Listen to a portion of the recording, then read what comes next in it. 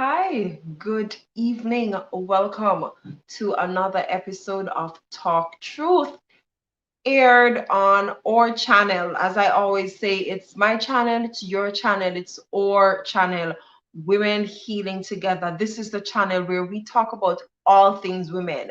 We talk about physical health, mental health, relational health, anything that affects you as a woman, we address it. We talk about it. So, welcome. I am Popsan Francis, and I'm so happy to have you. Now, if you are just joining us for the very first time, welcome to the WHT family, WHT short for Women Healing Together. If you are returning, you are a WHT family member, and you have been with us from the very beginning, especially since we started season 2 airing through YouTube on this channel. Welcome back. We're so happy to have you. The next thing I want to say is Happy International Women's Month. This is a big month where we celebrate the accomplishments of so many women who have gone before us, those women who are still with us, and we are preparing a way for those who will come after us. So let's do something to help others. And in commemoration and celebration for International Women's Month, I invite you to follow my IG, right? My IG account, Women Healing Together, and my Facebook page, Women Healing Together. It's all Women Healing Together. I have some special posts coming out along with a nice little challenge. So I ask you to pay attention to that, look forward to that. You don't want to miss those amazing initiatives that are going to be happening on my IG and my Facebook page. So welcome again. And the final thing before we officially get into it, I want to thank Janiel Salmon, my host or guest host last time when we had our ninth episode. It was. Thank you so very much. And I know that you enjoyed her hosting skills as she did a fantastic job. Now we're going to get right into episode 10. Can you believe it? We are at episode 10 of season 2, and we have only 13 episodes. So we are almost done with season 2, and you have been with us. Yay! So for today, our topic is self-worth after sexual trauma, because we need to have our self-worth afterwards. So with us today, I'm going to bring her on. We have Dr. Carole Anderson. All right. So she is here with us. Hi, Dr. Anderson. Hi there. I appreciate your enthusiasm. Thank you for having me. You're most welcome. You are absolutely most welcome. And as I said to you before we began, and we have been in communication, I'm Mhm. just so grateful that you have taken time out, because you are a busy woman. I know you have your private practice, you have a lot of things going on, and you still took the time from last year. You said, I'll be here, Popsan, and you have kept your word. We appreciate you. No problem. We appreciate you. All right, so a little bit about Dr. Carole. I call her Carole Anderson. She is a registered psychologist, right? She Yes. has she has had her private practice from 1995, guys. I was only 6 years old. Oh no, you're making me feel old here. That's okay. That's fine. You don't look it. Trust me. You are amazing. So she has had her private practice for 26 years this year. She got her doctorate degree from Andrews University. So she's equipped. She's registered. So she is in the trenches, as it were. She's dealing with real cases of persons who have been affected by trauma, and she's here to share with us. Just a disclaimer before we get into it, Dr. Carole is not your personal psychologist, so she's in no way treating you or providing therapy. What she's here to do is to just share generally about how we can be helped. So if you are in need of a registered psychologist, we'll share information after. As long as she has availability, I know she'll be more than great, more than willing to help. And if not, you can seek your own mental health professional. So we need to put that out there. Did I do it right? Yes, you I did. remember. All right, wonderful. So again, thank you so much for coming. And you're officially, you can't turn back now. You're officially a WHT family member, Ah, women healing together. okay. Okay. All right, so we are about to dig right into it, and the Mm. very first question that I have for you. Oh, before I do that, sorry, just reminding those of you who are watching live, you need to send the link to somebody right now because someone, a sister, is in need of hearing this, right? So send that right now, and please feel free to ask your questions. Ask your questions, and if you're watching later, you can definitely post your questions in the comment section. So let's talk the truth. Okay, so the first question is what is self-worth? I hear the term self-worth and the term self-esteem. Are they the same thing? Is there a distinction? Talk to us. Well, they're big words. It's a hard question. You know, we can have, and even psychologists have another word, self-efficacy, right? So just to create more terms and more names. But we can have self-worth or self-esteem around specific areas of competence, right? So you might have good self-esteem at work, but really poor self-esteem in another area. But I think what we're really driving at when we talk about self-worth is the summation of what we think and feel and believe about ourselves. And that comes from the summation of our life experiences. That is, you know, every baby is born with incredible self-worth. They're not self-conscious. They just live and breathe and here I am world. And then somewhere along the line, our temperaments and our life story and our experiences come together and we create this thing we call self-worth. Yes. Oh, there is something we have on Talk Truth that we call Talk Truth Treasure. So Okay. whenever we think that something, it's not that everything is not beautiful and potent, but whenever there's this point that strikes us, we put that logo up, Talk Truth Treasure. And I'm going to ask Bio to put that Talk Truth Treasure up right now. Thank you. Because just as Dr. Anderson has begun talking, she has presented us a Talk Truth Treasure. And I say that, Dr. Thomas, because in my personal experience, and I know for many women out there, we tend to, survivors of trauma, we suffer sometimes in our personal relationships, but Mhm. then we flourish in our professional space and in our academic space. So when you said just now, our self-esteem can be, it's like it's twinned in different areas or attached to different areas where you may think, oh, self-esteem, I'm great overall, but it's attached to different areas of our life. So thank you so much for that. That's Yeah, interesting. yeah, absolutely. And so that is one way that we can build on our areas of strength, like build on the areas that we feel good about ourselves and expand and push the boundaries and crowd out the areas that we struggle. And we Yes. all, nobody gets perfect life experiences, right? Even if you're not a survivor of sexual abuse, life is hard, right? And so we all, as women, we know it's a struggle sometimes, and yet we're also champions.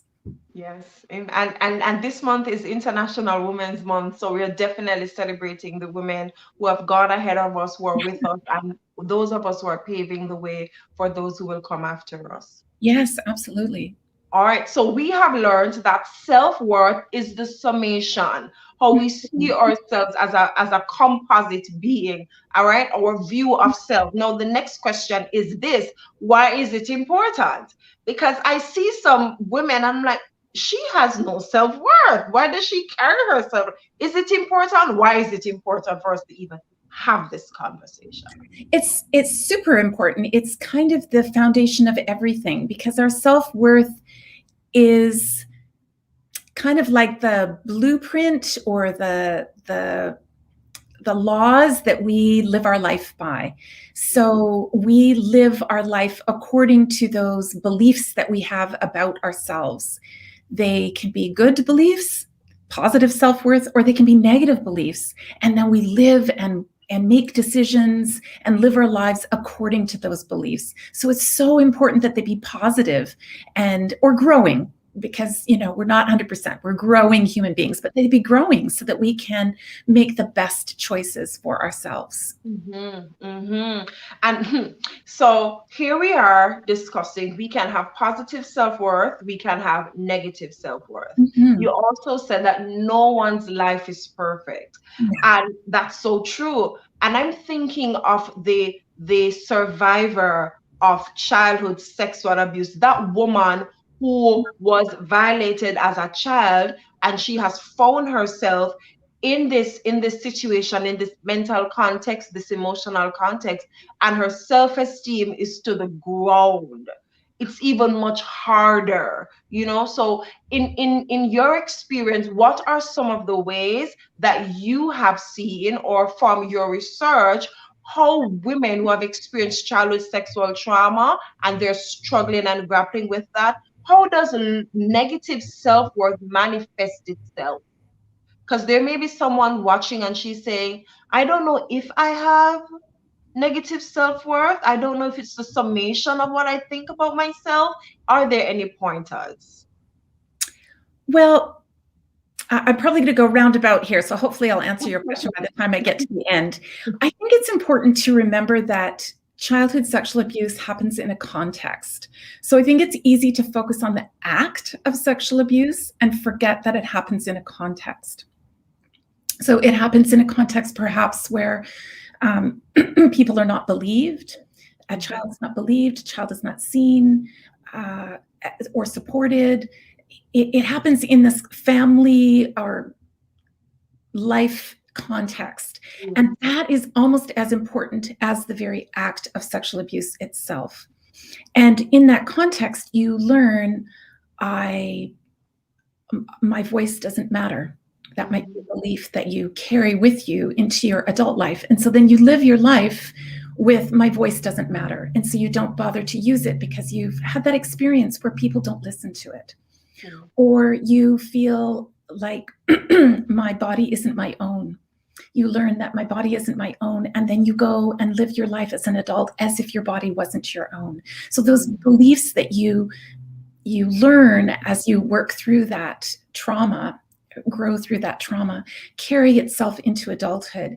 And then you find yourself acting in adulthood probably in ways that sometimes might confuse you, you might not even be aware of, or maybe you're aware of it, but you can't stop it. And that's why it's so important to do what you're talking about, which is to talk about these things, look at these things, grow from these things, because they can be so far-reaching.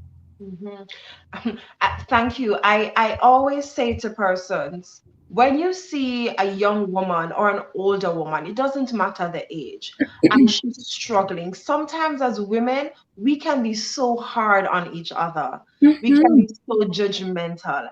And you see that woman behaving a certain way or exhibiting certain characteristics, and we are so quick to put the hammer down. We're so quick to cast judgment.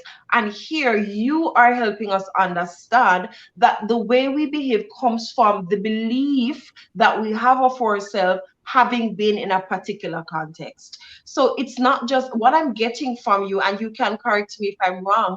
What I'm getting from you is, it's not just about just doing a finger thing like this and you are okay, you're no longer promiscuous, okay, you're no longer self-doubting, but we have to deal with the belief that that person has developed over a period of time. I'm telling you, this is serious stuff. And it's not, a belief almost doesn't even, it's not even quite enough, right? Because those beliefs become part of the very core of our being. So they feel so true. right? It's like they're right there emotionally in our bodies. And so they're not, you're right, you can't just, snap your fingers and say, smarten up, I should move on. In fact, that's a way that we beat up on ourselves, right? I should be over it by now. I know that I shouldn't do this, but I do anyway. So then we heap on more shame, more self-loathing, more judgmentalism onto ourselves. Yes, and then even to compact that, we have persons saying the very same thing. So we are struggling, women survivors are struggling, and we are saying, oh, I need to move on. And then there is this voice outside of you in the form of a friend or a family member or colleague who is saying, get over it. It happened when you were 6 years old. What are you moping over? And some persons will just never understand. And that's why it's important for us to have these conversations, as you have said before. So we know what it is and we know why it is important. The next question is it possible to have a false sense of positive self-worth? Is it possible? Is it possible for a woman to have her head in the sand, as it were, and to believe that, I'm fine, I'm great in my composite self, but she's really struggling with negative self-worth?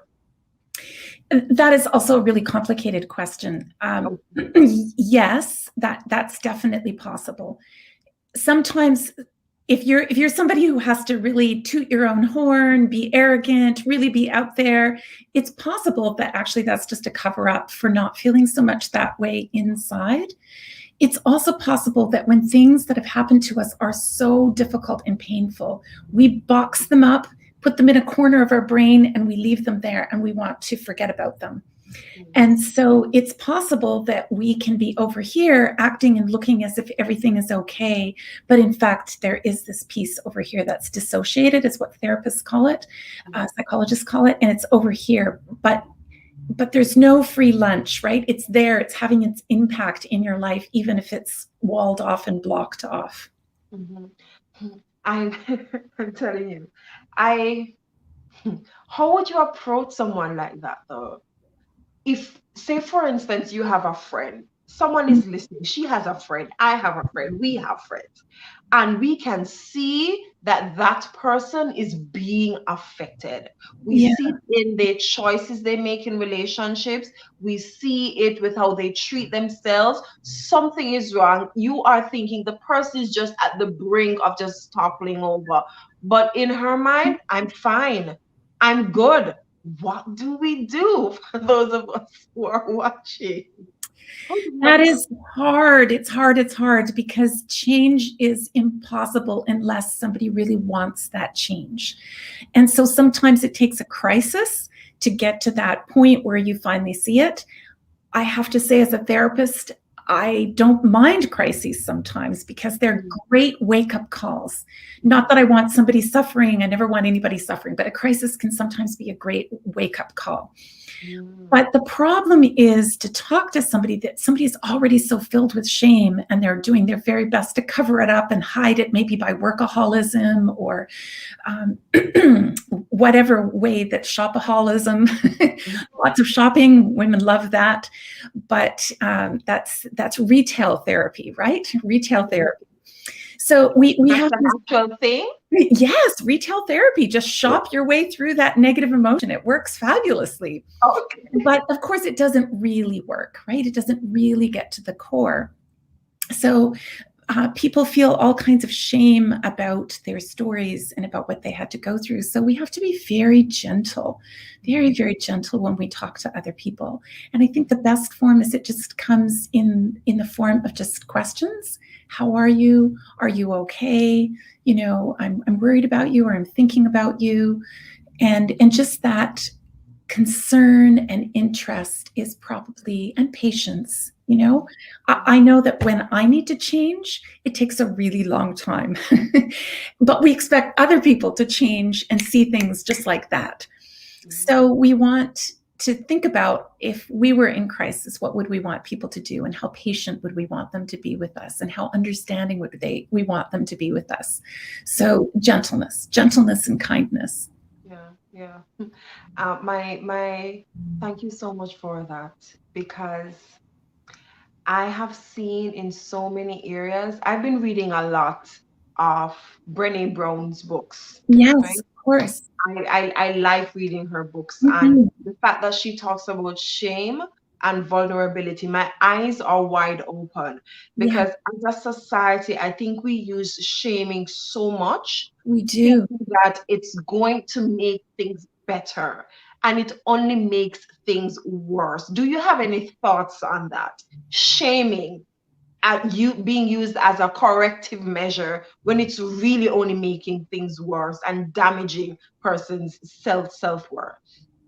Yeah, absolutely. Shame is just an emotion that is so awful to feel. We do everything possible not to feel it, even if that is the expense of disappearing. So if you think about what shame really is, the urge with shame is you just want to hide and disappear, right? It's just humiliating. So you want to just retreat.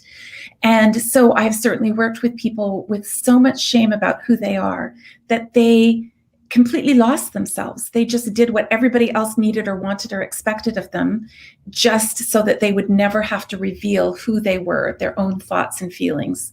So Brene Brown is fabulous. She's one of the first people. She's a researcher, she's a writer, she's a speaker, and she's just fabulous. She's been such a positive impact in North American society in So helping us understand, women, people understand the impact of shame.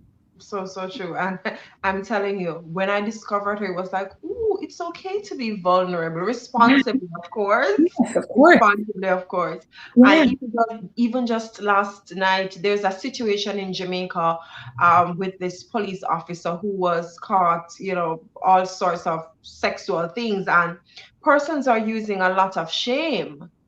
And I hope and I pray and I just wish that even where I'm from, my Jamaican society, around the world, that we realize that shaming is not effective.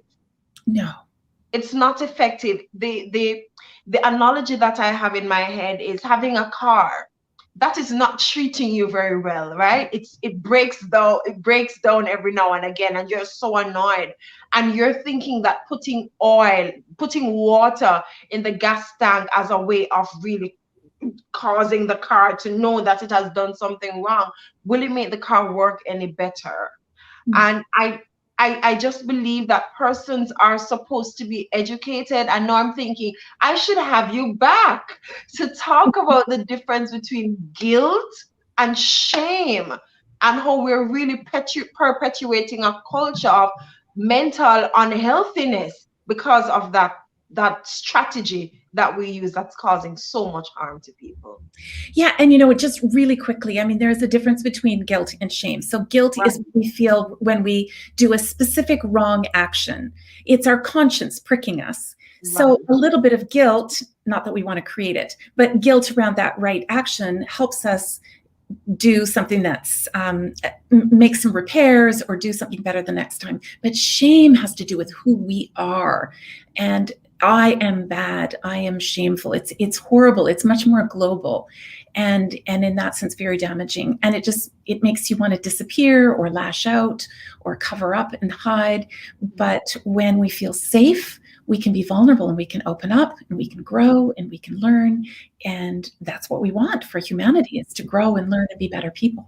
Yes, and that's where the real change happens. Hmm. Because if person, as you're saying, if people believe that they are inherently worthless or inherently bad, and their act or their habit, as my husband would say, is synonymous with who they are, then in essence, you're stripping that human being of his or her dignity. Doesn't matter what he or she has done. Leave guilt to do its work. Hmm. Oh, I need to have you back. I'm passionate about this. It's like your eyes are open. You Yeah. know what I'm saying? You can't see the world the same way. And some persons really don't get it. Oh, I'm enjoying this conversation. The next question is, can perpetrators, can perpetrators, sexual offenders, can they sense low self-worth in victims? Can they sense low self-worth in survivors? Is it possible? Are we walking around with a label, and we don't even know it? Well, I want to be really careful about what I say here, because I do not want to be misunderstood to think that I'm blaming the victim. Absolutely not. It's never okay. The victim is never responsible. But there is this thing that we call trauma repeating. And it repeats until it's resolved. So you can imagine that if you have had all your physical boundaries crossed, and for the sake of survival, you had to comply. You're a small child with an adult, and they are putting their sexual fantasies and wishes onto you, and you can't fight, you can't do anything. You have to submit and just allow that to occur. But you grow up with that belief that your boundaries can be crossed. And so it's easy in adulthood to have those same boundaries recrossed and traumas repeated, not because you deserve it, but because you haven't learned the skills. You haven't been able, there's been no context in which you can learn the skills of having a voice. I just use that as a little bit of an example. But yes, indeed, trauma can repeat. And that's why it's so important to bring that trauma to resolution so that you can stop that. So, yes, it can. I don't know, is it so much, maybe it's about other people sensing, victim on your forehead, but I think it's more about the beliefs, what we're talking about ourselves. I don't have value, therefore the only way I can get value and get love, let's say, the only way I can have love is to give my body to a male, even if I don't want to, but that's the only way I can get love, so I do that. Until that's resolved, and that we can realize, no, I deserve love for my personhood, so no, I don't have to give my body to a man just because he wants it. Until those lessons are learned, it can just be a repeating cycle, and then create more shame because you don't understand why these things keep happening to you. And it's not your fault, but it is part of the impact of trauma and the impact of having gone through really difficult life experiences. Yes, yes. Thank you so much for that, because I think one of the things that is lacking amongst us as survivors, women who have been through childhood sexual trauma, is the fact that we're not educated about what we have experienced. So, Mm-hmm. yes, we have gone through the experience and we are surviving day by day and on this healing journey. But many persons do not understand what has happened, how it's affecting them, and Mm-hmm. how they can move forward.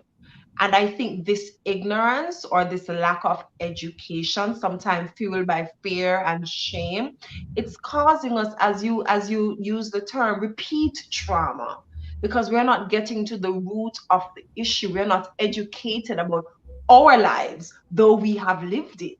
So it's so important. And this is one of the reasons that I started Women Healing Together and started Talk Truth. Because if we start talking, then sensitization is going to come to the fore, it's going to be achieved, and hopefully lives will be changed by it. Mm-hmm. The grand question that I think our viewers may be asking, okay, I know what it is, I know how it's affecting me, I know the correlation with my self-worth and the traumatic experience, but they want a word of hope right now. And the big question is, how can I repair what has been damaged? How can I, practical things now, how can I improve my self worth? How can I even shift that from something that's negative to something that's positive?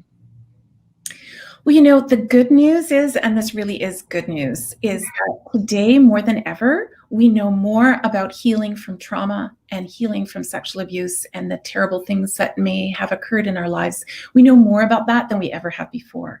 If I think about the beginning of my career and what I was taught and what I knew then and what research was saying then versus now, it's quite a progression. We know that healing can occur. Yes. And that people can change. And that's what's really great about when we think about IQ. We can't do anything about our intelligence. It is what it is. We can educate, we can learn, but our intelligence, whatever our intelligence is. But when it comes to our emotional experience, our emotional IQ, that is changeable. That is fixable.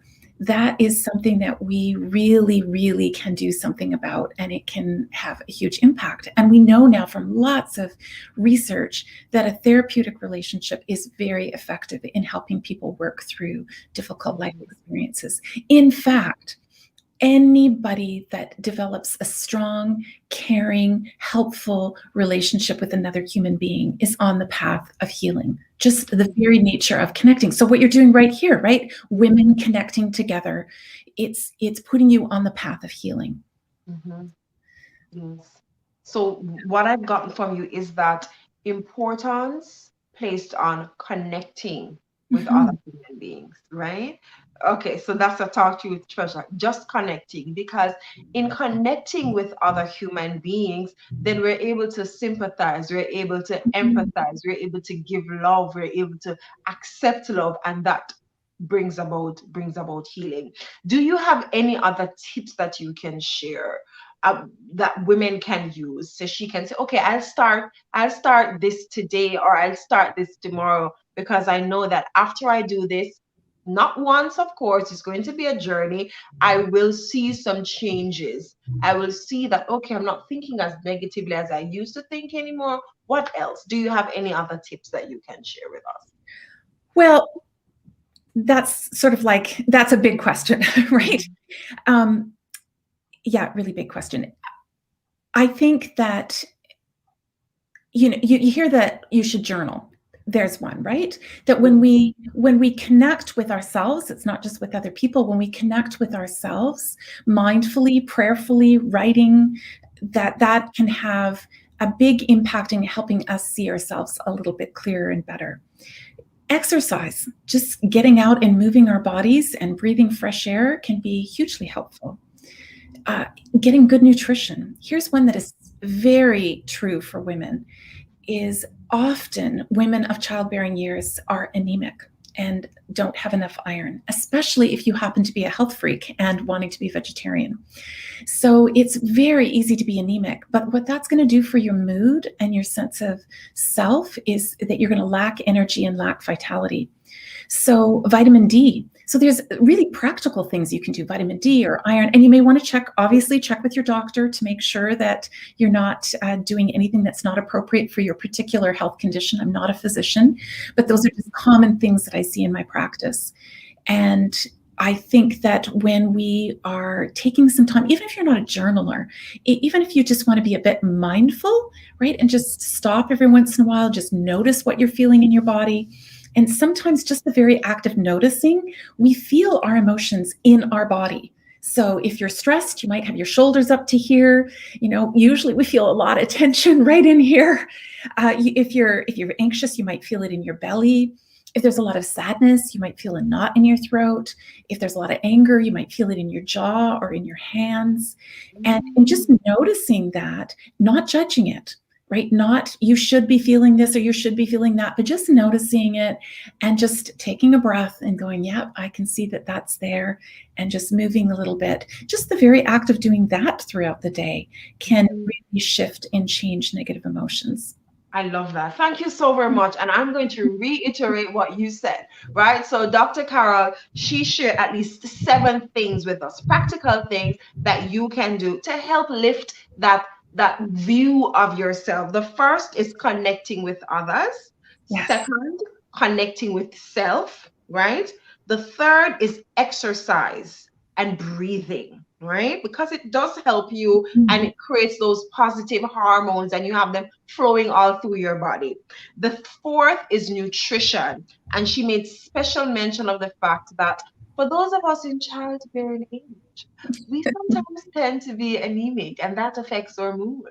So we definitely want to pay attention to vitamin D and iron, right? Again, disclaimer, we are not physicians, right? So definitely check with your doctor.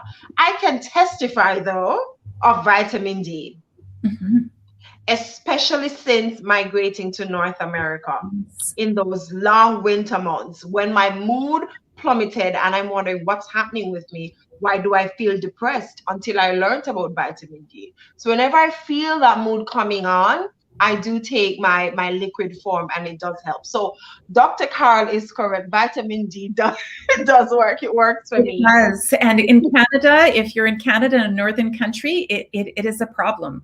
Another one is magnesium. It's another common deficiency, and it's the one that relaxes us.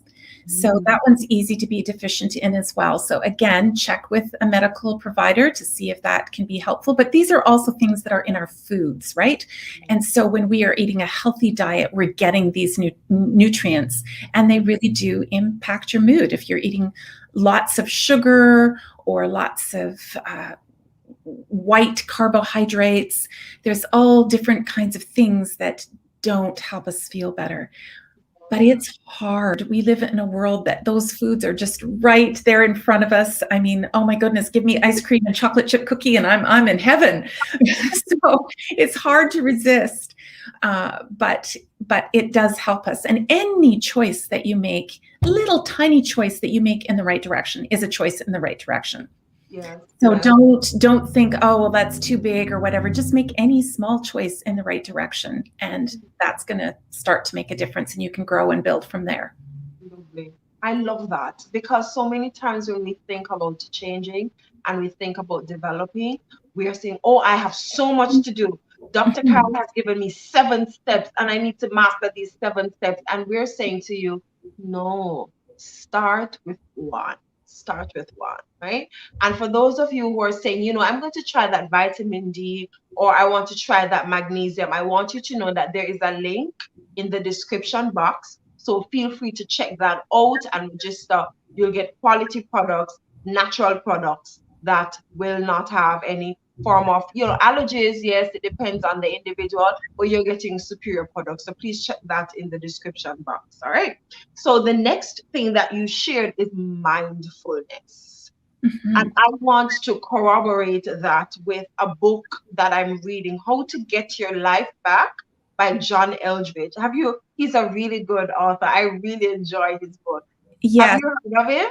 I have heard of him. I haven't read that particular book. Okay, he's good. And he says over the years, he's in the same field as you. And he says he has learned to take that 1 minute pause.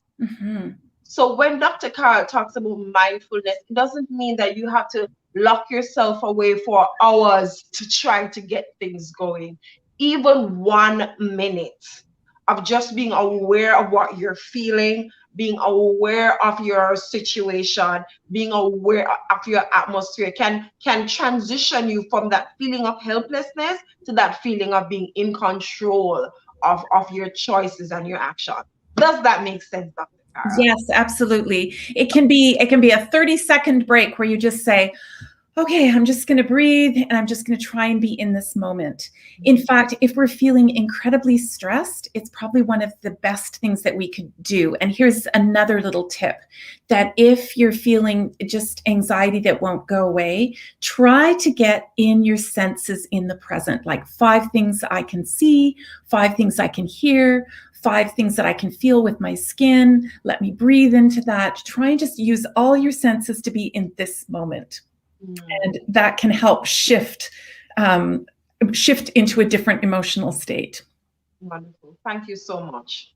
I have one last question for you. And I know that this is a big one because everybody's different and everybody may have different indicators, but just from your experience, as best as you can. And if you can't, that's okay, because I know this is like, this question.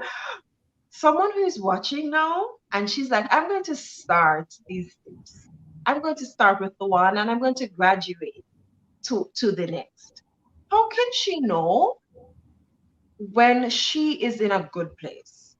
Not a perfect place, but a good place with her self-worth. How can she know that I'm no longer self-damaging, but I'm being productive and I'm moving forward? Well, a really simple way is to look at your behaviors. You can also ask a very close friend around you, for their feedback. But I think if you're really honest with yourself, if you actually just pause and pay attention and you ask yourself, how am I doing? How am I feeling? often we kind of know, right? We kind of know something's wrong. I don't know what it is. Or, you know what? I think I'm feeling a lot better. So there are times when things are very unconscious and we don't see things, but then usually something in our life is in crisis or something, and external forces cause us to pay attention. But if we just pause and really check in with ourselves, trust ourselves, like trust ourselves. If you're really not feeling well, then probably you're not, and something's wrong and you want to pay attention to it. And if you're really honest with yourself, you might go, no, actually, I'm okay. Life is heading in the right direction.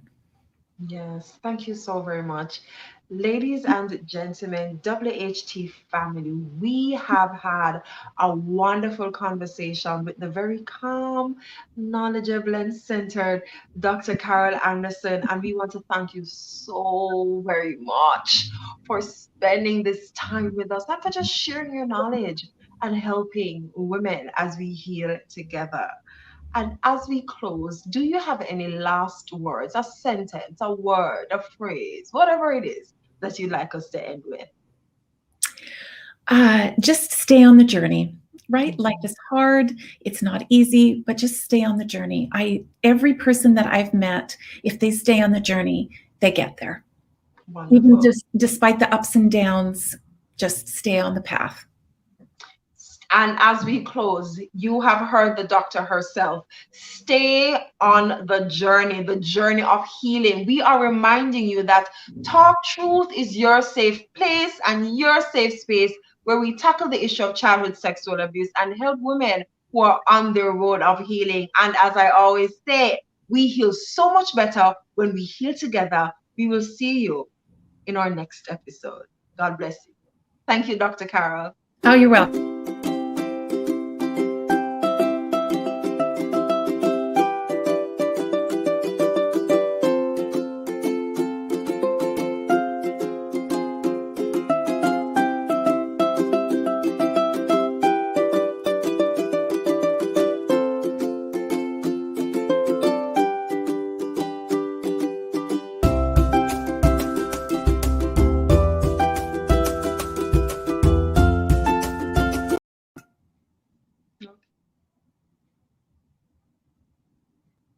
We're still on, so I'm waiting.